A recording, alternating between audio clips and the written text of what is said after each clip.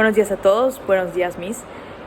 El nombre del documento que yo voy a presentar es capítulo 16 y el tema del que voy a hablar es el sepulcro vacío y el mensaje de la resurrección. La fuente de ese documento es merkaba.org.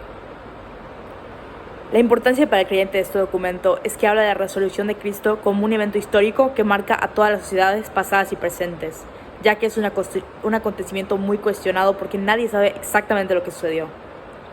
Este texto trata de explicar de todas las maneras posibles en las que esto pudo haber sucedido, tomando información de los libros de varios evangelistas diferentes, aunque principalmente de Marcos, ya que el escrito es una reflexión de uno de sus pasajes.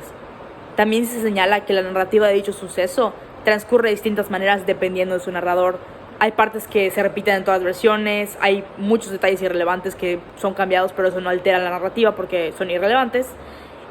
Y hay otros extractos que son muy extensos y varían bastante, entonces nos dejan como queriendo saber cuál versión de todo esto es la verdadera. Entre estas variaciones del Evangelio se menciona la posibilidad de que la resurrección de Cristo no haya sido literal, sino que haya sido como un sentido figurado, diciendo que la vuelta a la vida fue metafórica y que Cristo no resucitó realmente, sino que cuando llegó al cielo y alcanzó la gracia divina, se sentó a la diestra de Dios, ahí fue su resurrección. Y no importa de qué manera la gente quiera contarlo, o sea, no importa los detalles, las tecnicidades, eso es algo que sabemos con certeza, que Cristo resucitó. Y el hecho de que haya algo que pueda dudar, algo que se pueda dudar, solo sirve para reafirmar nuestra fe. La primera referencia que yo saqué del texto es la historia del hallazgo de la tumba vacía por las mujeres desempeña hoy un papel importante en las discusiones sobre la resurrección de Jesús. Muchos investigadores la tienen por una leyenda tardía, que solo se inventó después con los relatos de las apariciones para apoyar el hecho de resurrección.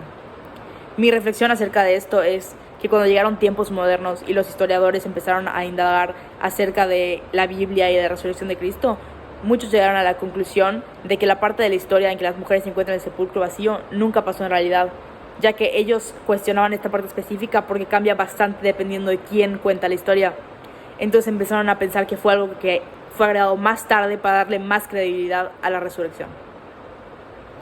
El segundo extracto que yo agarré es el hecho del sepulcro vacío.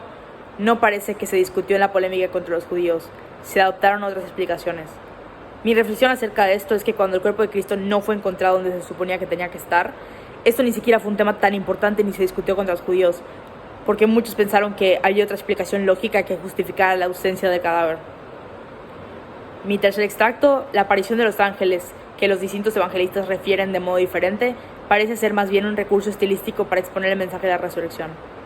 Y mi reflexión acerca de esto es que la aparición de estas figuras místicas es cuestionada, tomada como un recurso literario para expresar el propósito del mensaje de la resurrección, utilizando a los mensajeros para transmitir el misterio de una manera que resultara más divina a los oídos de la gente que leyeran o escucharan el relato y así creyesen en Dios y en su Hijo. El cuarto extracto es: pero en Marcos difícilmente ha podido inventarse a las tres mujeres, pues son las mismas a las que se han nombrado en la escena de la crucifixión. Y yo pienso que en esta referencia del texto se trata de hacer énfasis en el hecho de que las tres mujeres protagonistas en este extracto específico aparecen muchísimas veces durante todo el Nuevo Testamento y no solo en los evangelios de Marcos. Y por lo tanto, si estuvieron presentes durante la vida de Jesús,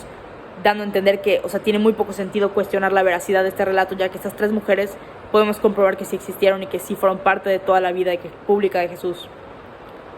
Y el último y final extracto es: por sí sola la tumba vacía no es un testimonio directo e inequívoco de la resurrección de Jesús, pero en la palabra del ángel pasa a ser un testimonio elocuente. Y esto da a entender que probablemente la aparición de los ángeles fue utilizada como una manera de reforzar la resurrección, ya que el sepulcro vacío no es un hecho que convence a muchos. Entonces las palabras directas del ángel dirigidas a las mujeres son la confirmación necesaria del misterio de la resurrección. Y la otra fuente que yo elegí para reforzar esto es de CatholicNet, el sepulcro vacío de Jerusalén. Y el extracto que yo elegí es: el de Jerusalén es el único sepulcro vacío del mundo y de la historia, puesto que en todos los demás reposan los cuerpos de los difuntos en espera de la resurrección final. Y la justificación de por qué yo elegí esto es: en este documento se reafirma el hecho de que los sepulcros vacíos en Tierra Santa son una cosa muy poco común. O sea, no se han encontrado sepulcros vacíos en este lugar, en todos han habido cadáveres de gente, y reforzando así la resurrección de Cristo como un acontecimiento que no pudo haber ocurrido por accidente. O sea, el hecho de que alguien se pudo haber llevado el cuerpo o algo así, esto no es muy probable, ya que esto casi nunca pasaba, ya que las puertas eran muy grandes y muy pesadas. Para terminar, quiero decir mi reflexión personal del primer documento, y mi primera opinión de esto es que el documento está muy bien escrito y tiene argumentos con una buena estructura, y se debe admitir que aunque personalmente no estés de acuerdo con lo que comunica, son bastante convincentes. Mi opinión 2 es que la manera en la que se representa y se analiza el sepulcro vacío como dato trascendente que forma parte del misterio más grande de nuestra fe es muy compleja, pero al mismo tiempo fácil de comprender para aquel que está dispuesto a buscar. Mi reflexión general, o sea, de los dos documentos, está compuesta de 3 opiniones. Mi primera opinión es que la perspectiva que tiene el segundo documento acerca del sepulcro vacío es completamente diferente a aquella del primero, ya que en este vemos acontecimientos a través de los hechos comprobables y los datos que sabemos a ciencia cierta, como el número de sepulcros vacíos de Jerusalén. Mi segunda opinión es que si comparamos los dos escritos, podemos ver que los dos a su manera intentan como desmentir teorías de los historiadores, ya que muchos de ellos intentan probar que la resurrección no ocurrió o que solo es metafórica, haciendo uso de las incoherencias textuales que se dan entre los evangelistas a la hora de plasmar este acontecimiento.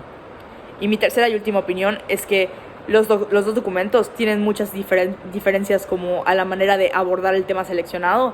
pero comprueban sus opiniones al respecto con mucha certeza y sin dejar lugar a dudas de lo que quieren comunicar, es decir, la verdad de la resurrección de Cristo. Gracias.